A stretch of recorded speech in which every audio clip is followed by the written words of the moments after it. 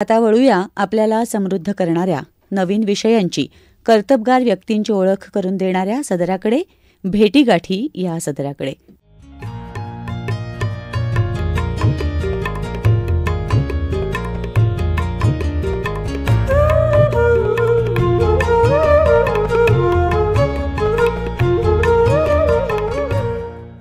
मैत्रिणींनो, आज आपल्या स्टुडिओत आपल्याशी गप्पा मारण्यासाठी, आपल्यामधली मूलभूत कौशल्य, आपल्यामधल्या क्षमता, देवदत्त गुण ओळखण्यासाठी मदत करणारी लाईफ कोच आली आहे, शीला कोपारडे. शीला, स्टुडिओमध्ये तुझं मनापासून स्वागत आहे. थँक्यू. मैत्रिणींनो, उद्योजक घरामध्ये कर्तबगार गृहिणी म्हणून व्यग्र असताना स्वतःची स्वतंत्र वाट निर्माण करणारी, स्वतःची स्वतंत्र ओळख निर्माण करणारी, विशेष म्हणजे चार चौघींपेक्षा वेगळं असं क्षेत्र स्वतःच्या प्रवासासाठी शोधणारी शीला ही एक नेतृत्व गुणसंपन्न मुलगी आहे. अत्यंत प्रवाही आणि परिणामकारक संवाद साधणं ही तिची ख्याती आहे. लाईफ कोच म्हणून आज ती काम करते आहे, पण त्याआधी etiquette expert, leadership coach, communication expert म्हणून तिनं काम केलेलं आहे. हा सगळा तिचा प्रवास जवळपास 25 वर्षांहूनही अधिक काळाचा आहे. आज जगभरातून अनेक लोक, नामांकित पदांवर काम करणारी मंडळी सल्ला घेण्यासाठी तिच्याकडे येत असतात. इमेज कन्सल्टंट म्हणूनही तिनं काम केलेलं आहे. इंटरनॅशनल कोचिंग फेडरेशनची ती सर्टिफाईड कोच आहे आणि याच फेडरेशनची व्हाईस प्रेसिडेंट म्हणूनही तिनं जबाबदारी निभावलेली आहे.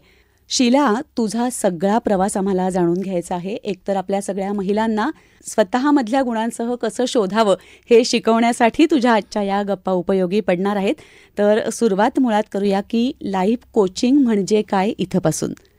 लाईफ कोचिंग काय आहे हे जाणण्याच्या आधी स्वाती, मला असं वाटतं लाईफ कोचिंग काय नाहीये जर आपल्याला कळलं ना तर डेफिनेशन समजायला जरा सोपं पडेल. आपण हे एक्झाम्पलनी घेऊयात बरं का. आशा नावाची एक मुलगी घेऊयात. आशा कशी आहे? आशा एकदम मस्त चंचल वृत्तीची मुलगी आहे. ती खूप छान नाचते, ती खूप छान उत्कृष्ट स्वयंपाक करते आणि आता तिला जॉब लागलेला आहे. आणि त्या जॉबला ती चालू करायच्या वेळेस तिला कळतं की त्याच्यामध्ये एक सॉफ्टवेअर आहे, ते तिला येत नाहीये. आता ती जाते एका ट्रेनरकडे.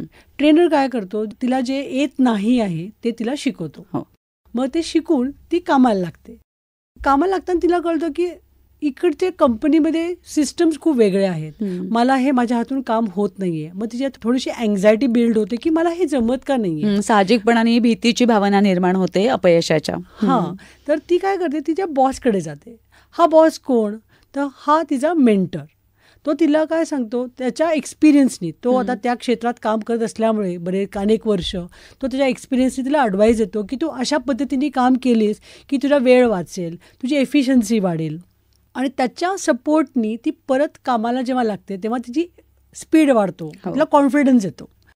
आणि हे जे काम करत असताना तिचे over a period of time तिची अँझायटी वाढलेली तिला जाणवते बरं का. आणि तिच्या हातून चुका थोड्याशा तिला दिसायला लागतात. मग ती म्हणते आपण आता एका थेरपिस्टकडे जाऊयात आणि विचारूयात ते काय झालंय मला. तर थेरपिस्ट काय करतो, ते तुम्हाला प्रश्न विचारून तो डायग्नोज करतो की तुमची मेंटल कंडिशन काय, म्हणजे डिप्रेशन, ADHD, अँझायटी अशा गोष्टी जेव्हा असतात ना, तेव्हा भूतकाळात जाऊन इमोशनल ट्रॉमाज असतील तर ते हील करतात. ते काम आहे थेरपिस्टचं. मग तिने थेरपी घेतली, आता ती कामाला लागली परत आपली आशा.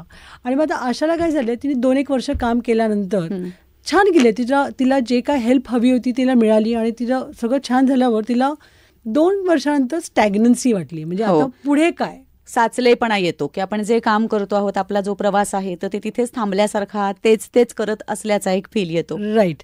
तर तिला असं वाटतं की ह्याच्या पुढे काय, 2 वर्षानंतर मी अजून काय हेच करत राहणार आहे का माझं काय वेगळं कॉलिंग आहे का. तर ती क्युरियस होते. अशा वेळेस तिने काय केलं पाहिजे, तिने कोचशी बोललं पाहिजे. So that's where we come in to picture. कोचची भूमिका इथून सुरू होते, जी समुपदेशकापेक्षा वेगळी आहे.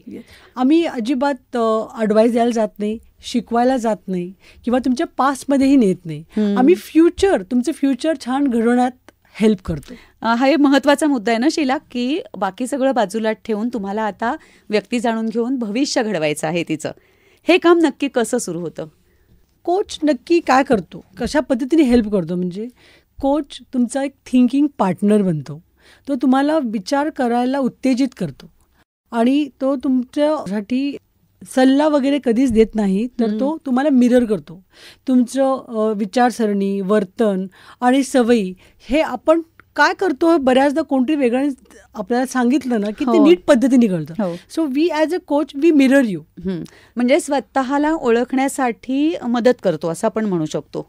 हां, तर आणि त्याच्यानंतर तुमच्या जबाबदारीमध्ये पण भागीदारी घेतो. म्हणजे अकाउंटेबिलिटी पार्टनर असं हे फार महत्वाचं आहे. आणि दोघं मिळून आपण को create something beautiful for you. म्हणजे हे को क्रिएशन आहे, इक्वल पार्टनरशिप आहे. तिथे आपण संवाद असा होतो की तुमची स्वतःची ओळख स्वतःची होते, तुमचे व्हॅल्यूज काय तुम्हाला कळतात, तुमचे बिलीफ सिस्टम कळतात, तुमचे स्ट्रेंथ्स काय कळतात आणि त्याच्यामध्ये तुम्हाला कृती घडवायला ॲक्शन प्लॅनसाठी आम्ही मदत करतो. म्हणजे कोचिंगमध्ये ॲक्शन हा फार महत्त्वाचा भाग आहे. तुम्ही फक्त विचार करून अवेअरनेसमध्ये थांबून उपयोग नाही, त्याच्यावर तुम्ही काय ॲक्शन घेता. तर मी नेहमी माझ्या क्लायंट्सना म्हणते की you can take the horse to the water but the horse must choose to drink the water. नक्की. जसं आपण मराठीमध्ये म्हणतो की घोड्याला पाण्यापर्यंत नेता येतं, पाणी त्याचं त्यांनीच प्यायचं असतं. एकदम बरोबर. सो कोच एक केटलिस्ट सारखं काम करतो, उत्प्रेरक म्हणून. सो त्या कॉन्व्हर्सेशनला केटलिस्ट म्हणून जेव्हा आम्ही हेल्प करतो तेव्हा तुम्हाला तुमच्या अवेअरनेस जास्त येतो आणि मग ॲक्शन ओरिएंटेशनमध्ये आम्ही ॲक्शन प्लॅन करतो. शीला, आत्ता तू जसं म्हणालीस की कोचची जी महत्त्वाची भूमिका आहे, जी खरंच आपल्या सख्यांना मला सांगायला आवडेल की ती खूप महत्त्वाची आहे. कारण आपण जेव्हा एखादा निर्णय घेतो, आपण एखादी गोष्ट ठरवतो, तेव्हा आपण जबाबदारी पेलायची असते आणि ती पेलण्यासाठी कुणी जर सोबत आलं तर खरंच ती वाट सोपी होते, सुकर होते. तर मला वाटतं कोच हे काम करत असतो की सोबतीने जबाबदारी घेत असतो. मला याला जोडून असं विचारायचं आहे की मग सगळ्यांना गरज असते का गं लाईफ कोचची, किंवा आपल्याला मला गरज आहे असं मला वाटत नाही आहे, पण तरी मी ॲज अ लाईफ कोच तुला भेटले तर तुझ्याशी जे माझं बोलणं होईल त्यांनी खरंच मला वेगळी काही मदत होईल का? काय वाटतं तुला तुझ्या अनुभवातून? खूप छान प्रश्न आहे स्वाती. मला असं वाटतं ना, आपल्या सगळ्यामध्ये ना एक लपलेली प्रतिभा असते, एक खासियत असते आणि अनोखेपण असतं, देवाने दिलेलं एक युनिक गिफ्ट असतं. आणि प्रत्येकाचं एक मी म्हणे अनेक स्वप्न असतात आणि आपण आपल्या स्वप्नाच्या दुनियामध्ये रमलेलो असतो, छान स्वप्न पाहतो स्वतःबद्दल आणि त्यामध्ये आपण हिरो असतो. आणि कित्येक जणांना ना आपलं स्वप्न साकार करण्याची ताकद असते किंवा त्यांना ते प्रिव्हिलेज असतात मी म्हणेन. पण बरेच जण परिस्थितीला सामोरे जाऊन वेगळं प्रोफेशन निवडतात आणि वेगळ्या पद्धतीने लाईफ जगायला लागतात आणि आपलं युनिक गिफ्ट आहे ना ते विसरतात. आता माझ्या कोचिंगमध्ये बऱ्याचदा आढळतं की असे मोठ्या मोठ्या दर्जावरचे लोक IT इंडस्ट्रीमधले ते इतक्या मोठ्या पोस्टवर असतात, पण कोचिंगमधनं त्यांना इतकं अवेअरनेस येतं. ते म्हणतात, खरं सांगतो की मला एक शेफ बनायचं होतं, मला म्युझिशियन बनायचं होतं, मला रेस्टॉरंट ओपन करायचं होतं, मला कुठल्या तरी ऑडिटोरियममध्ये सिंग करायचं माझं स्वप्न आहे, ते सगळं मी विसरलो. म्हणजे probably they are your unique gifts जे तुम्ही डिस्काउंट करून टाकले आणि तुम्ही तुमच्या आयुष्यात जगत गेलेला आहात. तर मी म्हणेन talk to a coach. Coach तुम्हाला स्वतःची ओळख करून देतो. कोच तुमच्यामधलं हिडन जे जेम तुम्ही आहात ते तुम्हाला शोधून द्यायला मदत करतं. तर जनरली लाईफमध्ये कसं असतं, आपलं छान पैसे मिळवून गेले, आर्थिक परिस्थिती सुधारली, लोक आपल्याला प्रोफेशनली ओळखू लागले आणि त्या इमेजला आपण एम्ब्रेस करून आयुष्य काढतो. वयाच्या अखेरी असं वाटतं की मी खुश नाही आहे. जेव्हा तुम्ही तुमच्या ध्येयाकडनं लांब जाता तर तुम्ही कधीच खुश राहू शकत नाही, मग स्ट्रेस लेवल वाढतात. तर तुम्ही कोचशी बोललात तर तुम्हाला कोच हेल्प करतो की तुमचं ध्येय काय आहे, म्हणजे तुमच्या माइंडमध्ये क्लॅरिटी ह्याला मदत होते आणि जेव्हा तुम्ही त्या क्लॅरिटीनी विचार करता तुम्ही निर्णय नीट घेऊ शकता. So I think each and every person should talk to a coach. तू आत्ता सुरुवातीला आशा नावाच्या मुलीचं एक उदाहरण घेतलंस की जी तिचा करिअरचा प्रवास सुरू करते आहे, किंवा आत्ता तू मधल्या वयातल्या ज्यांचा एक मोठा प्रवास झालेला आहे उच्च पदापर्यंत आणि त्यांच्या आतमध्ये काहीतरी राहून गेलेलं आहे, त्याच्यासाठीची मदत हेही सांगितलंस. शीला, गृहिणींसाठी काही उपयोग याचा होऊ शकतो का, किंवा गृहिणींच्या कुठल्या समस्या ॲज अ लाईफ कोच म्हणून तुझ्या समोर येतात आणि तू त्यांना कसं गाईड करतेस? मी वुमन एम्पॉवरमेंटमध्ये खूप काम केलेलं आहे. तर लिडरशिप कोच म्हणजे मी काय करते हे तुला मी तर सांगते. लाईफ कोच काय आहे आणि लिडरशिप कोच काय आहे, आणि गृहिणींना तू जे प्रश्न विचारलात की कसा मदत होईल हे तर आम्ही एलॉबरेट करून सांगते तुला.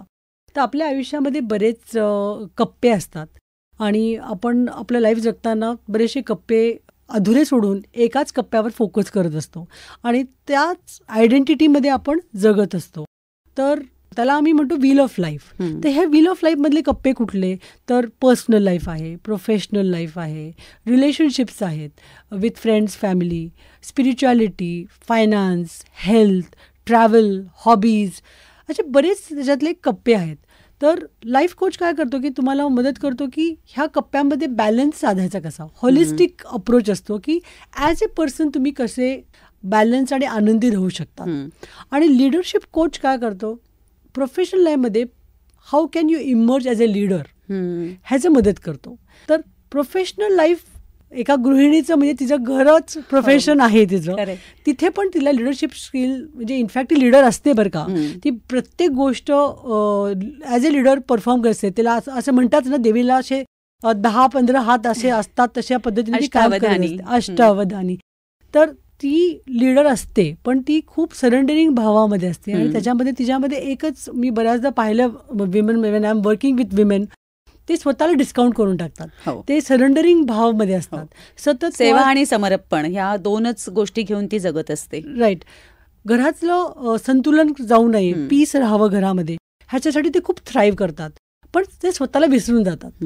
So I would really invite all women to really embrace that leader in them and speak up for themselves. म्हणजे स्वतःच्या लीडरला तुम्ही थोडंसं खाद्य द्या असं म्हणेन मी. अगदी.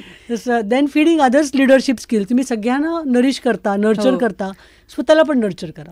म्हणजे जसं एक गृहिणी घराला घडवते, मुलांना घडवते, सगळ्यांना आवश्यक असलेल्या भूमिकांमध्ये स्वतःला घडवते, पण तरी आपला एक आतला आवाज असतो. तर जेव्हा ताण येतो तेव्हा स्वतःच्या आतल्या आवाजाला साथ घाला असं तू सांगशील, किंवा स्वतःमधले देवदत्त जे गुण आहेत त्या गुणांना न्याय देण्यासाठी काहीतरी करा. शीला, तुझ्याशी या ज्या गप्पा सुरू आहेत, आपल्या मैत्रिणी ऐकत आहेत, तर आनंदाचा रस्ता शोधण्यासाठीचा हा एक प्रयत्न आहे. तर या गप्पांनंतर आता एक सुंदर गाणं जे तुला आवडत असेल असं कुठलं तुला ऐकायला आवडेल आपल्या मैत्रिणींना? मला खूप गाणी ऐकायला खूप आवडतात.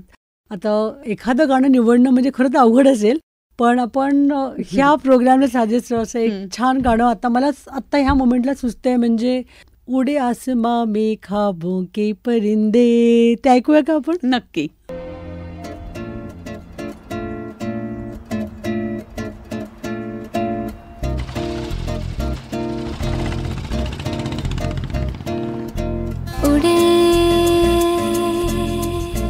खुले आसमां में ख्वाबों के परिंदे उड़े,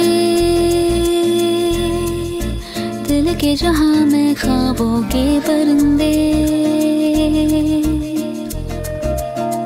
ओहो क्या पता जाएंगे कहाँ, खुली है जो पर कहीं ये नजर, लगता है अब है जागे हम, फिक्रें जो थी पीछे रह गई, निकले उनसे आगे हम. हवा में बह रही है जिंदगी, ये हमसे कह रही है जिंदगी. ओहो अब तो जो भी हो सो. शीला, आनंदाचा रस्ता शोधण्यासाठी आणि वेगवेगळ्या भूमिकांमध्ये येणारे जे ताण आहेत त्या ताणांना सामोरं कसं जायचं आणि स्वतःचं व्यक्तिमत्व, स्वतःचं काम कसं खुलवायचं, ह्याच्यासाठी मार्गदर्शन घेण्यासाठी जगभरातून लोक तुझ्याकडे येत असतात. खरं म्हणजे जेव्हा हे सगळे लोक ॲज अ गाईड म्हणून, गुरु म्हणून तुझ्याशी बोलतात, तेव्हा त्यांच्या आयुष्याचं पुस्तक तुझ्यासमोर अर्थातच उघडं होत असतं. त्यांची अनेक गुपितं असतील जी त्यांनी कोणालाच सांगितलेली नाही आहेत, त्यांच्यामधलं न्यूनं असेल, उणिवा असतील. तर या सगळ्यांची बोलत असताना ॲज अ कोच म्हणून तुझी जबाबदारी काय असते आणि या सगळ्या गोष्टी तू कशा ट्रीट करतेस? तुझा दृष्टिकोन काय असतो? खूप छान प्रश्न आहे स्वाती. ॲज अ कोच म्हणजे एथिक्स खूप महत्त्वाचे असतात. Confidentiality is the topmost ethics that I have signed up as a coach. म्हणजे काय मी करते की जेव्हा मी माझ्या क्लायंटशी बोलते तेव्हा मी त्यांना सांगते की जे काय आपण संवाद करतो आहोत तो दुसऱ्या माणसाला कळणार नाही कधीच. आणि ते माझा एक शब्द मी दिलेला असतो तुझ्याकडे आणि म्हणजे मी आता पण तुला जे एक्झाम्पल्स देईन ते कुठलंहीच नाव मी कोणाचं कंपनीचं घेणार नाही किंवा त्या व्यक्तीचं घेणार नाही, कारण that's a respect I show towards their trust they have shown in to me. So हा ट्रस्ट बिल्ड करणं हा पाया आहे कोचिंगचा. आणि मी माझ्याकडनं honestly with integrity with empathy I show up as a coach. त्याच्यामुळे नॅचरली माझं एक बॉन्ड क्लायंट्स बरोबर होतं. कोच क्लायंट बॉन्ड एक असतो ना, त्याच्याने ट्रस्ट इतका स्ट्रॉंग फॉर्म होतो की ते माझ्याशी खूप लवकर ओपन अप होतात. बरेच जण मला असे म्हणतात की मी माझ्या बायकोलाही सांगितलं नाहीये ही गोष्ट, मी आज इथे का बोलून गेलो हे मला माहिती नाहीये. अशा पद्धतीने ते एकदम ओपन अप होतात, वल्नरेबल होतात. जेव्हा त्यांचे फिअर्स सांगतात, त्यांचे इन्सिक्युरिटीज सांगतात, त्या गोष्टीला आय कन्सिडर हायली रिस्पॉन्सिबल की ह्या गोष्टी माझ्यापुरतेच राहायला पाहिजेत. हा एथिक्सचा भाग आहे आणि तो खूप महत्त्वाचा आहे कोचिंगमध्ये. शीला, जसं तू आता म्हणालीस की विश्वास महत्त्वाचा आहे, पण सेम टाईम लाईफ कोच नेमकं काय करतो हे जर समजून घ्यायचं असेल तर कुठल्या समस्या तुझ्याकडून सोडवल्या जाऊ शकतात किंवा तुझ्यासारख्या अनेक लाईफ कोचच्या मदतीने सोडवल्या जाऊ शकतात हे आपल्या मैत्रिणींना सांगण्यासाठी तुला काही उदाहरणं द्यायला आवडतील का? की कशा पद्धतीचे प्रश्न तुझ्या समोर येतात आणि त्याला कशा पद्धतीची उत्तरं असतात किंवा ती उत्तरं कशा पद्धतीने शोधायची असतात? ॲक्च्युली एक्झाम्पल द्यायचे म्हणजे माझं एक रिसेंटली क्लायंट झालेले आहेत. ते खूप मोठ्या कंपनीमध्ये जनरल मॅनेजरच्या पोस्टमध्ये आहेत. खूप मोठी कंपनी आहे, त्यांचं नाव पण खूप मोठं आहे. तर त्यांचं असं झालं होतं की ते एका डिपार्टमेंटमध्ये कामाला होते आणि मग HR डिपार्टमेंटमध्ये त्यांना पोस्ट केलं गेलं होतं. तर ते सायलोमध्ये काम करत होते, त्यांचे ते एकटे काम करत होते आणि आता त्यांना 70,000 लोक त्यांच्या अंडर होते. पण त्यांचा ॲटिट्यूड वेगळा होता. ते माझ्याकडे कम्युनिकेशन स्किल्स कोच म्हणून माझ्याकडे आले. ते काय म्हणाले की लोक ऐकतच नाहीत, लोक वाईट आहेत, ह्या जनरेशनचं काय होणार. मग ॲज अ कोच माझं काय काम होतं की I have to make him know about his responsibilities. तुम्ही लोकांना ब्लेम नाही करू शकत. कोचिंगमध्ये महत्त्वाचं काय आहे की तुम्ही स्वतःच्या आयुष्याची जबाबदारी तुम्ही घेतली पाहिजे. तुम्ही असं म्हणू शकत तो ऐकत नाही, तो का ऐकत नाही, कारण तुमच्याकडनं काहीतरी कम्युनिकेशनमध्ये तुमचं कमी पडतंय. मी असंच एक्झाम्पल सांगते की तुम्ही 10व्या मजल्यावर बसलाय, तुमचा जो सबऑर्डिनेट आहे तो पहिल्या मजल्यावर बसलाय, तर तुम्हाला त्या लेवलला खाली आल्याशिवाय त्याला कळणार नाही. तुम्ही तुमच्या लेवलला डायल डाऊन केलं पाहिजे, खाली आला पाहिजे, तर त्या माणसाला तुम्ही काय बोलताय कळतं ना. तुम्ही वर बसून जर सांगत असाल की तुला ऐकू कसं येत नाही, त्याला ऐकू येणार नाहीये, कारण त्याची ती कुवतच नाहीये. तर तुम्ही कोणाला ब्लेम करू शकत नाही. मला सांगायचं असं की मग त्यांच्या कोचिंगमध्ये त्यांनी माझ्यावर 1 वर्ष काम केलं. परत सेकंड टाइम त्यांनी मला कोच म्हणून निवडलं. तर त्यांच्या कोचिंग जर्नीमध्ये त्यांना काय कळलं की एम्पथी त्यांच्यामध्ये जरा लो स्ट्रेंथ होता. आणि मग त्यांनी ते डायलअप केला म्हणजे तो बिल्ड केला. आणि कुठलीही स्ट्रेंथ आपल्याला बिल्ड करता येतं. तर त्यांनी तो एम्पथी स्ट्रेंथ बिल्डअप केल्यानंतर त्यांचे रिलेशनशिप्स इतके छान झाले, विजिबिलिटी वाढली, लोकांचं पार्टिसिपेशन वाढलं आणि आज त्यांच्याकडे 1,70,000 लोक काहीतरी आहेत त्यांच्या अंडर. आणि ही ओज इट ऑल टू कोचिंग. ते म्हणतात की माझ्याशी बोलल्यानंतर त्यांना जी क्लॅरिटी आलेली आहे, तर that's a big tech away for me. म्हणजे मला खूप छान वाटतं जेव्हा लोकांना त्यांना हवं ते मिळतं, म्हणजे त्यांचे गोल्स अचीव्ह होतात. शीला, या उदाहरणातून असं लक्षात येतं की समोर तुझ्या एखादी व्यक्ती जेव्हा समस्या घेऊन येते तेव्हा त्याच्या अधिक आणि उणेपणा या दोन्हीचं मोजमाप करून त्याचा अंदाज घेऊन तुला पुढचं काम करायचंय. तर मला असं विचारायचंय की सगळ्यांनाच माझ्यामधल्या क्षमता, स्ट्रेंथ काय आहेत आणि माझ्यामधल्या उणीवा काय आहेत याच्या मापनाची काही पद्धत आहे का, जी पूर्वापार आपल्याला असं अंदाजाने वागणं बघून आपण ठरवतो, पण त्याच्या काही सायंटिफिक पद्धती आहेत का? तर ते ऐकायला आवडेल. एक्झॅक्टली. सो ॲक्च्युली मी त्याला प्रोफेशनल हॉरोस्कोप म्हणते बरं का. वेगळा शब्द आहे हा. व्यावसायिक पत्रिका, लोकांना जन्मपत्रिका माहीत असते. Yes, that's a term given by me. तर मी आमच्याकडे ना स्ट्रेंथ अनालाइज करायला टूल्स असतात, like Gallup strength finder, wing finder, highest test, DISC analysis, अशा वेगळ्या वेगळ्या प्रकारचे स्ट्रेंथ टूल्स असतात जे ऑर्गनायझेशन्स प्रोव्हाइड करतात किंवा तुम्हालाही स्वतःला ऑनलाईन जाऊन ते घेऊ शकता तुम्ही. यू हॅव टू पे, पण त्याच्यातनं तुम्हाला तुमचे स्ट्रेंथ्स कळतात. सो कुठला स्ट्रेंथ टॉपला आहे, तर first 5 top strengths are your real strengths, म्हणजे they are related to your core values असे असतात. आणि मग नॉट सो स्ट्रॉंग स्ट्रेंथ्स. तर माझं म्हणणं असं आहे की I believe that it is dynamic. आपण जितकं कशावर फोकस करू तो स्ट्रेंथ आपल्याला डायलअप करता येतो, बिल्ड करता येतो. सो स्ट्रेंथ असेसमेंट टूल असणं फक्त उपयोगाचं नाही. जर तुम्ही स्वतः जाऊन अनालिसिस केलं तर तुम्हाला वाटलं की माझ्यामध्ये एक गोल अटेनमेंट जो स्ट्रेंथ आहे ते लो आहे, तर तुम्ही स्वतःला तसे समजाल की मला काहीच करता येत नाही, मला गोल अचीव्ह करता येणारच नाही आयुष्यात. तसं नसतं. म्हणून तुम्ही ते कोचसोबत ते ॲनालिसिस केलं पाहिजे. तर कोच तुम्हाला गाईड करू शकतो की बाबा हे डेव्हलप कसं करायचं. तुम्ही इंडिव्हिज्युअली जर फक्त टूल्स ट्राय केले तर इट कॅन बी लिटल मिसगायडिंग असं मी म्हणेन. ही फक्त रिटन परीक्षा असते काही प्रश्नांवर आधारित. It is a multiple choice questions आणि ते इम्पल्सवर दिले जातात. म्हणजे कसं quite agree, somewhat agree, somewhat disagree, completely agree, complete disagree आणि न्यूट्रल असे त्याचे ऑप्शन असतात. हे असे का असतात? ट्विक केले असतात प्रश्न. तुम्ही तुमच्या बिईंग स्टेटवरनं उत्तर द्यायचं असतं. म्हणजे तुम्ही जर विचारपूर्वक दिलत ना तर तुम्ही स्वतः जे आता प्रेझेंट आहात हे विसरून तुम्ही विचार करतात की मला काय बनायचंय, त्याच्यावर तुम्ही फोकस होऊन उत्तर देतात. मग ते उत्तर चुकीचं येतं. So we want you to give your answers from the gut, from being state rather than doing state. तुम्ही जाणीवपूर्वक विचारपूर्वक उत्तरं देण्यापेक्षा जी आतून नैसर्गिक उत्तरं तुम्हाला जी येत आहेत, जे तुम्हाला खरं खरं पटकन वाटतं आहे ते उत्तर द्या. कारण विचारपूर्वक दिली तर आपण आपलीच फसगत करू. आपलं व्यक्तिमत्व आपल्याला कळणार नाही. So to whom are you cheating, right? म्हणजे दॅट्स वाय इट इज प्रत्येक प्रश्नाला 15 सेकंद दिले जातात, नाही तर ते पास होतो, स्किप होतो. अशा पद्धतीने ते असेसमेंट टूल असतो which is very accurate, but you have to work with a coach. Okay. अशी स्वतःची पर्सनॅलिटी टेस्ट करून जेव्हा व्यक्ती तुझ्या पुढे येतात तेव्हा अर्थातच काही गोष्टी ह्या त्याच्या ताकद असणारे आणि काही गोष्टी नसणार आहेत. काही व्यक्ती इंट्रोवर्ट असतात, काही एक्स्ट्रोवर्ट असतात, काही जणांना संवाद साधता येतो, काहींना येत नाही, काहींमध्ये नेतृत्व गुण असतात, काहींमध्ये कमी असतात. प्रत्येक व्यक्तीलाच या आयुष्यात यशस्वी व्हायचं असतं. तर अशा व्यक्तींना यशस्वी होण्यासाठी आयुष्याला सामोरं जायला किंवा स्वतःचं करिअर घडण्यासाठी आवश्यक असलेली जी मदत असते ती कशा प्रकाराने करता येते किंवा कशा प्रकारे घेता येईल तुझ्याकडून मदत? या सो द थिंग इज यशस्वी होणं काय, प्रत्येकाची परिभाषा वेगळी असते. हो.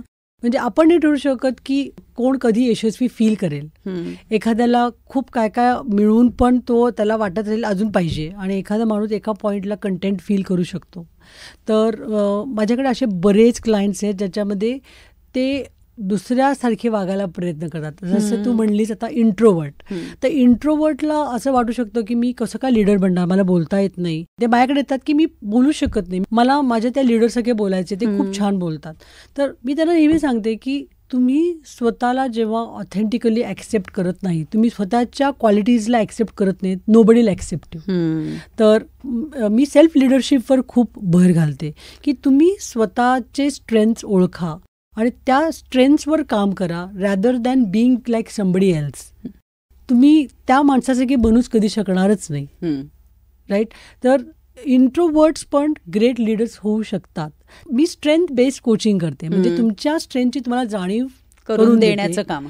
त्याच्याने तुम्ही इंट्रोवर्ट जरी असला, तुमच्यामध्ये भरपूर टॅलेंट आहे ह्याची जेव्हा जाणीव होते ना, तेव्हा त्यांना दुसऱ्यांसारखं कॉपी करायची इच्छा संपून जाते.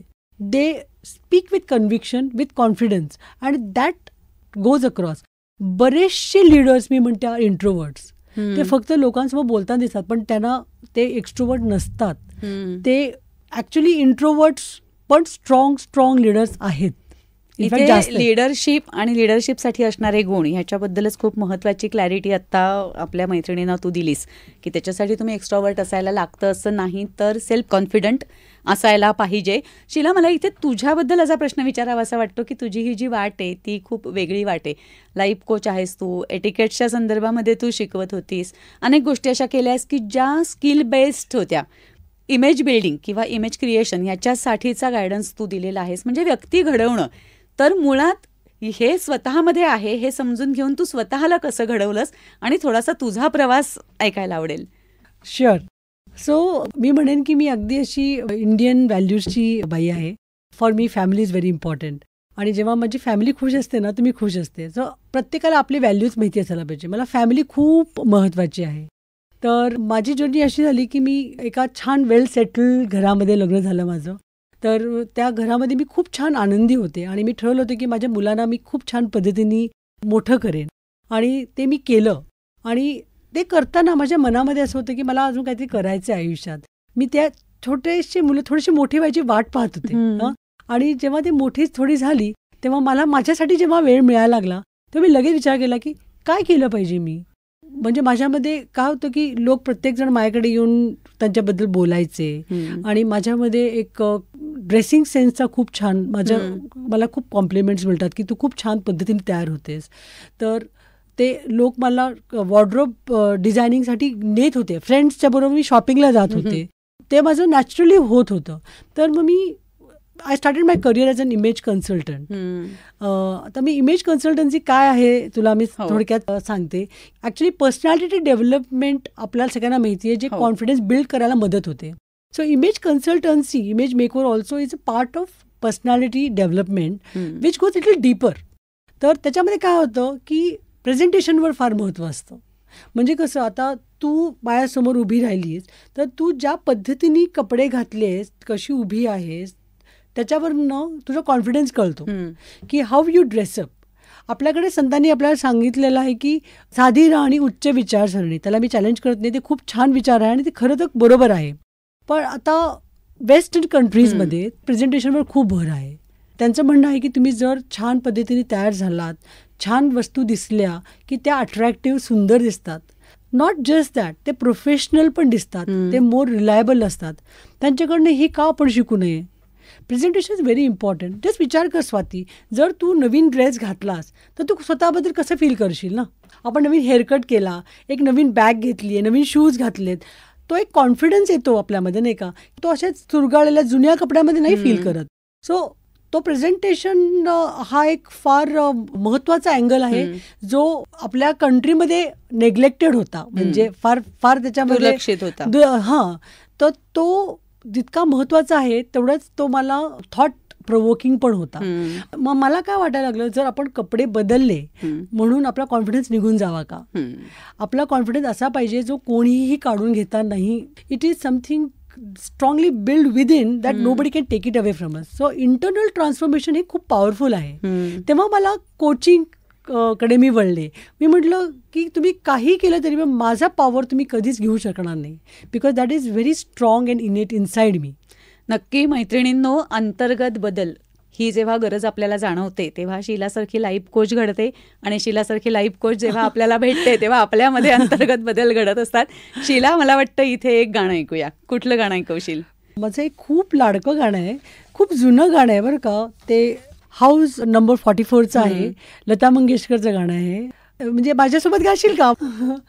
फैली हुई है सपनों की बाहें, आजा चल दे कहीं दूर.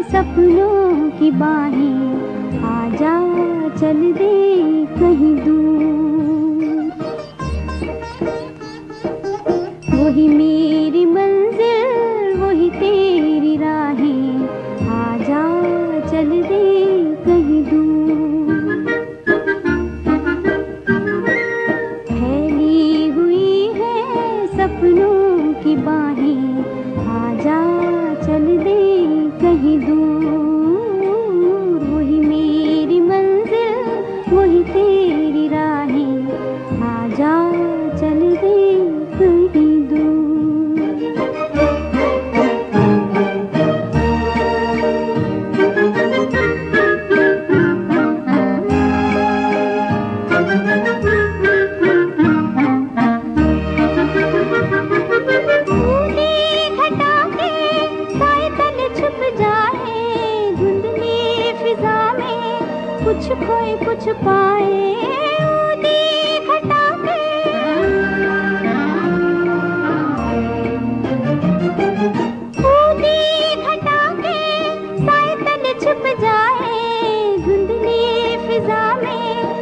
खोए कुछ पाए, सांसों की लय पर कोई ऐसी धुन गाए, दे दे जो दिल को दिल की पनाहें, आजा चल दे कहीं दूर, फैली हुई है सपनों की बाहें, आजा चल दे कहीं दूर।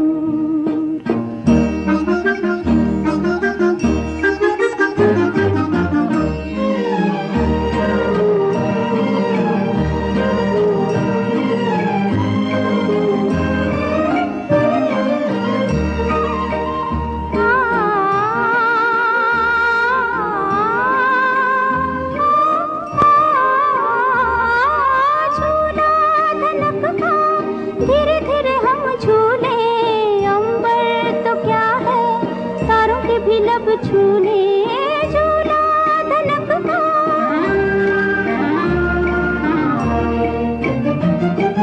झूला धनकता, धीरे धीरे हम झूले, अंबर तो क्या है तारों के भी लब छूले, मस्ती में झूमे और सभी गम भूले, देखे न पीछे मुड़ के निगाहें, आजा चल दे कहीं दूर, फैली हुई है सपनों की बाहें, आजा चल दे कहीं दूर, वही मेरी मंजिल वही तेरी राहें, आजा चल दे कहीं दूर।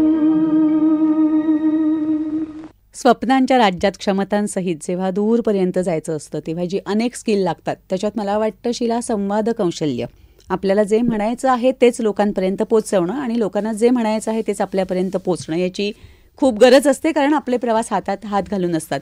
तर तुझ्या या सगळ्या अनुभवातून संवाद कौशल्य, कम्युनिकेशन स्किल्स याच्याबद्दलचे तुझे जे अनुभव आहेत आणि ती कशा पद्धतीने असायला हवीत याबद्दल आपल्या मैत्रिणींना काय सांगशील?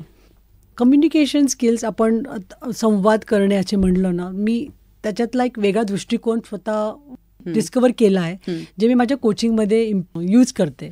सो इंटरपर्सनल कम्युनिकेशन स्किल्स आणि इंट्रापर्सनल कम्युनिकेशन स्किल्स हे आपण प्रत्येकजणाने ऐकलेले शब्द आहेत, हे खूप कॉमनली यूज आहेत. इंटरपर्सनल म्हणजे तू जे म्हणालीस, तू आणि मी जे संवाद करतोय ते इंटरपर्सनल आहे. कम्युनिकेशनला मी रिलेशनशिपला रिलेट केलेलं आहे. तर आता मी जेव्हा तुझ्याशी बोलतीये तर माझं तुझ्याशी एक नातं बिल्ड झालेलं आहे. तर असं नातं लोकांशी होतं, माझ्या दृष्टिकोनाने वस्तूंची होतं आणि आपलं एक नातं स्वतःशी असतं. हे रिलेशनशिप आपण कशा पद्धतीने बिल्ड करतो हे फार महत्त्वाचं आहे. आणि जेव्हा जेव्हा त्या कम्युनिकेशनमध्ये, जेव्हा मी तुझ्याशी बोलतेय किंवा माझ्या वस्तूंबरोबर डील करते किंवा मी माझ्याशी बोलते, जेव्हा गॅप येते ना तेव्हा गोष्टी दे स्टार्ट फॉलिंग होतात.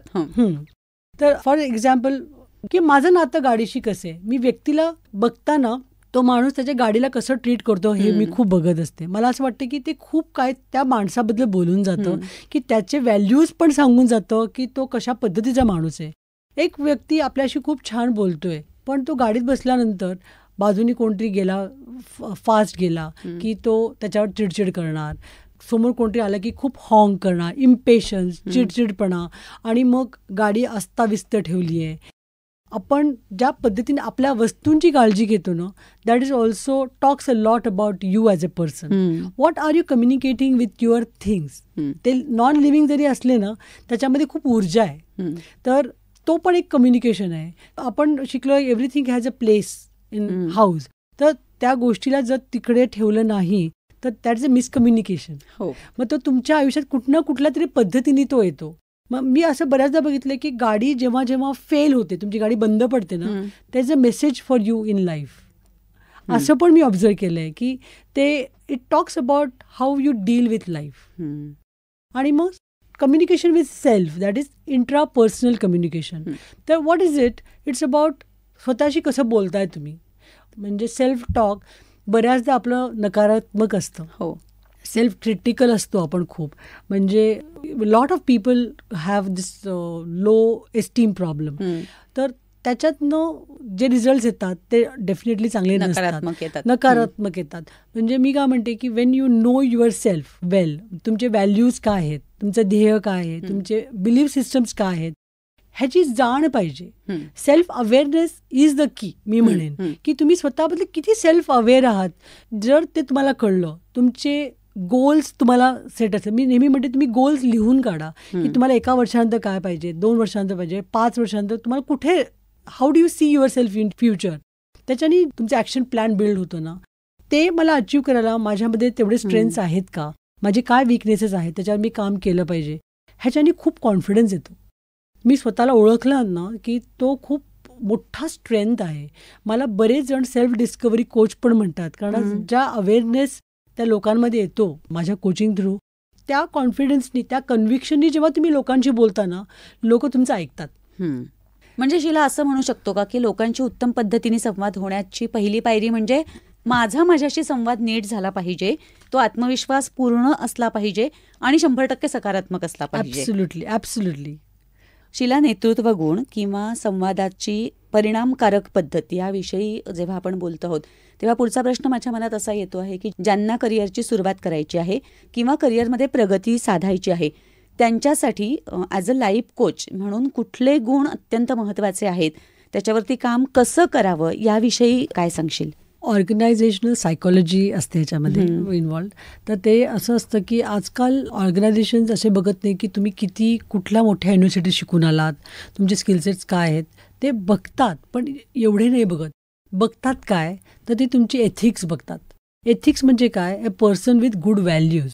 म्हणजे तो माणूस ऑनेस्ट पाहिजे, इंटेग्रिटीचा पाहिजे आणि तो ऑथेंटिक पाहिजे. कारण हे जे क्वालिटीज आहेत ना ते आपल्याला शिकवता येत नाहीत, ते उपजत अंगात लागतात. तर लोकांचा दृष्टिकोन असा आहे की हा जो माणूस मनाने चांगला आहे, हा जो माणूस खरंच ऑथेंटिक आहे, इंटेग्रिटीचा आहे, म्हणजे जो बोलतो ते करणार आहे, तर तो माणूस कुठलाही शिकेल आणि आपल्या कंपनीला लॉयल राहील. म्हणजे he is an asset, otherwise he becomes a liability. किती का त्याकडे स्किलसेट आहेत, पण हा जर माणूस करप्ट आहे, ह्याचे व्हॅल्यूज चांगले नाही आहेत, तर ते लोकांना नाही चालत. तर बऱ्याच ठिकाणी मोठ्या मोठ्या कंपनीजमध्ये प्रश्न असे वेगळे विचारतात जे तुमच्या स्किलसेटला अजिबात जवळपास नसतात. आपण बघितलं UPSC एक्झाममध्ये पण तुमच्या व्हॅल्यूजवर प्रश्न विचारतात जास्त करून, कारण त्याच्यामध्ये असं होतं की तुमचं पर्सनॅलिटी दिसते की तुम्ही कशा टाईपचे माणूस आहात. तर authenticity is very important. How genuine you are, त्याच्यावरनं तुम्हाला जास्त स्कोप आहे जॉब मिळायचा. म्हणून तिकडे खोटं बोलू नका. आणि आता असं पण आहे ना की ऑथेंटिसिटी म्हणजे आपण म्हणतो खरंच बोललं पाहिजे. असं म्हणलं तर आता तुम्ही जर इंटरव्ह्यूला गेलात आणि इंटरव्ह्यूमध्ये जाऊन म्हणलात की मला खूपच भीती वाटते, असं पण नाही आहे. You need to dial down, right. आता इंटरव्ह्यूमध्ये गेल्यानंतर तो कॉन्फिडन्स पण दाखवला पाहिजे की बाबा you should hire me, why me. म्हणजे यू कॅन से की माझ्या पोटात बटरफ्लायज आहेत पण I know I can face you. हा कॉन्फिडन्स पण पाहिजे की तो एक अजून एक लेवलचा ऑथेंटिसिटी आहे, where you are able to tell की माझ्या पोटात बटरफ्लायज आहेत but I am here to show up. म्हणजे मला असं वाटतं शीला की या सगळ्या गोष्टींसाठी ॲज अ लाईफ कोच प्रत्येकाचे जे वेगळे वेगळे प्रॉब्लेम आहेत त्या सगळ्या प्रश्नांतून मार्ग काढण्यासाठीचा रस्ता काय आहे तो तुझ्यासारख्या लाईफ कोचच्या मदतीने शोधता येऊ शकतो आपल्याला आणि आपला आयुष्याचा मार्ग सुकर करता येतो. आणि ह्या सगळ्यातून तू जे सांगते आहेस ते स्वतःच्या आतला आवाज ओळखा, स्वतःमध्ये लपलेले देवदत्त गुण आहेत ते ओळखा आणि मुळात आनंदाने राहायला शिका. स्वतःमधलं चैतन्य आहे ते तरोताजा ठेवा, म्हणजे आयुष्य तुम्हाला नक्कीच खूप काहीतरी आनंददायी गोष्टी परत देईल. या गप्पांच्या अंतिम टप्प्याकडे आल्यानंतर ज्या मैत्रिणींसाठी आपण गप्पा मारतो आहोत त्यांच्यासाठी विशेष सल्ला म्हणून किंवा विशेष टिप्स म्हणून तुला काय सांगायला आवडेल? सो माझ्या स्वतःच्या लाईफमधनं जर काही इन्स्पिरेशन देता आलं कोणाला तर मला माझं शेअर करायला आवडेल की मी माझ्या आयुष्यात पहिलं टप्प्यामध्ये फॅमिलीसाठी टाईम दिला. माझं व्हॅल्यू होतं त्याच्यामध्ये, कारण माझी फॅमिली इम्पॉर्टंट आहे. नंतर मी माझं ध्येयाकडे वळले. जेव्हा आपण ध्येयाकडनं लांब जातो, आपल्या पर्पज ऑफ लाईफमधनं लांब जातो, तेव्हा आपण कधीच आनंदी राहू शकत नाही. तर मला असं वाटतं की प्रत्येक जणांनी आपलं ध्येय काय आहे हे ओळखायचा प्रयत्न केला पाहिजे. It's never too late. ज्या लोकांनी सुरुवात केलेली आहे त्यांनी सतत त्याच्यावर काम केलं पाहिजे की am I going towards my purpose. आणि ज्यांनी केली नाही आहे त्यांनी त्याच्यावर विचार केला पाहिजे. तर कसं केला पाहिजे? छोट्या पद्धतीने मी एक टिप देऊ शकते की तुम्ही डायरी लिहायला चालू केली पाहिजे. त्याच्यामध्ये तुम्ही तुमचे विचार मांडणं चालू केलं पाहिजे. पहिले सुरुवातीला तुम्हाला महिनाभर वाटेल की रॅन्डम विचार आहेत, पण त्याला एक छान चलन यायला लागतं. त्याच्यातनं खूप काय आपल्याला क्लॅरिटी येते. मी म्हणेन एखाद्या फ्रेंडशी बोला, तुमच्या मैत्रिणीशी बोला, पण मैत्रिणी अशी निवडा की जी तुम्हाला साऊंडिंग बोर्ड म्हणून असेल. ती तुम्हाला ॲडवाईस येणार नाही, ती तुम्हाला फिक्स करायचा प्रयत्न करणार नाही. कारण प्रत्येकाचा उद्देश चांगला जरी असला ना की त्यांचा फ्रेम ऑफ रेफरन्स वेगळा असतो. तर अशी फ्रेंड असेल तर तिला नक्की तिच्या आयुष्यभर ठेवा तुमच्याजवळ. आणि कोचशी बोला. तर कोचशी केव्हा बोला, तर कोचशी तुम्हाला जर ध्येय साधायचं असेल तर बोला. आणि अजून एक मला पुढे जाऊन सांगायचं असं आहे की एका पॉईंटला आपण ध्येय साध्य करतो तर तो एंड ऑफ लाईफ नसतो, त्याच्या पुढे प्रोग्रेस असतोच. आपल्याला नेहमी काय ना कधी शिकायचं असतंच, पुढे जायचं असतं. तर मार्शल गोल्डस्मिथ नावाचे एक मोठे कोच आहेत, त्यांनी एक पुस्तक लिहिलं आहे, what got you here won't take you there.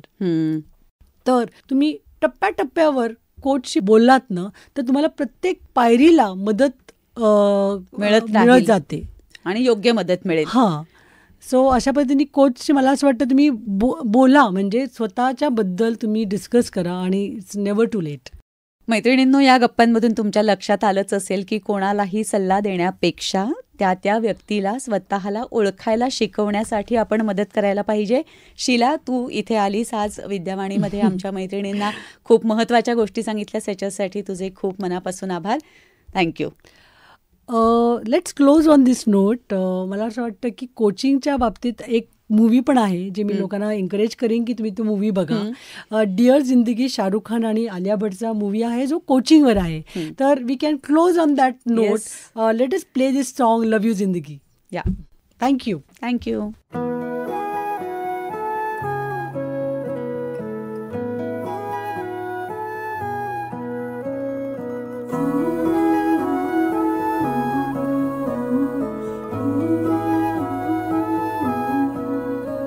जो दिल से लगे उसे कह दो हाय हाय हाय हाय, जो दिल ना लगे उसे कह दो bye bye bye bye.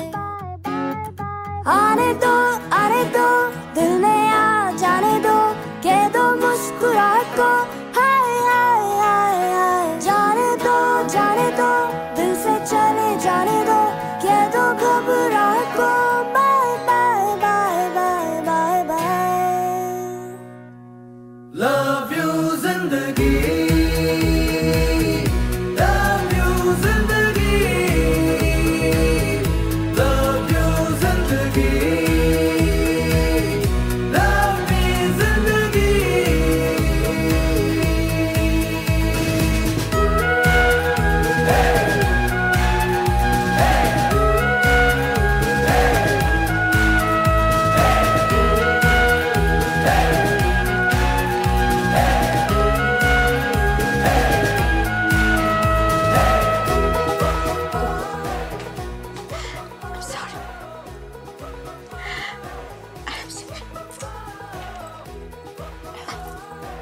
Hello? Hi ma'am, I'm calling from eBay. Are you happy with the service? Yeah, why? Please do continue shopping with us. Do let us know if you require any further.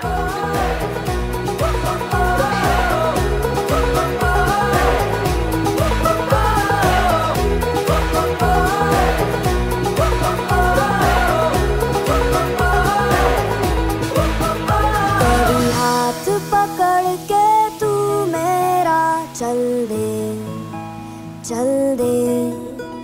कभी हाथ छुड़ा के मैं तेरा चल दूं. मैं थोड़ी C Moody हूँ, तू थोड़ी सी टेढ़ी है, क्या खूब ये जोड़ी है तेरी मेरी. आने दो दिल में आ जाने दो, कह दो मुस्कुराहट को हाय हाय हाय हाय. जाने दो दिल से चले जाने दो, कह दो घबराहट को bye bye bye bye bye bye. Love you Zindagi, love you जिंदगी,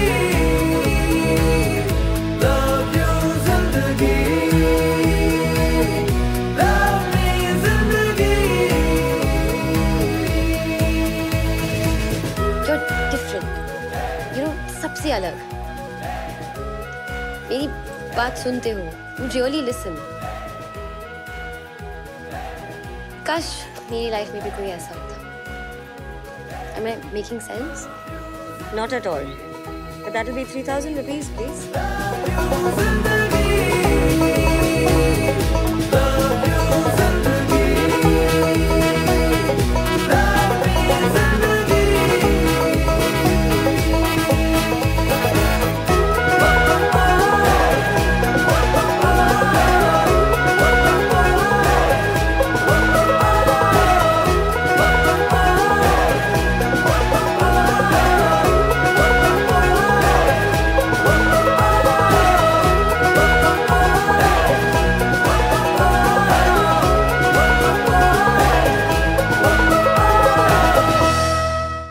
आपल्या भेटीगाठी या कार्यक्रमात आपण ऐकत होतो लाईफ कोच शीला कोपारडे हिची मुलाखत. मैत्रिणींनो, पुढच्या महिन्यात म्हणजे डिसेंबरमध्ये आपण ऐकणार आहोत शीला कोपारडे यांनी दिलेले जगण्यामध्ये विविध कौशल्य हस्तगत करण्याचे काही मोलाचे सल्ले आपल्या हितगुज या सदरामध्ये.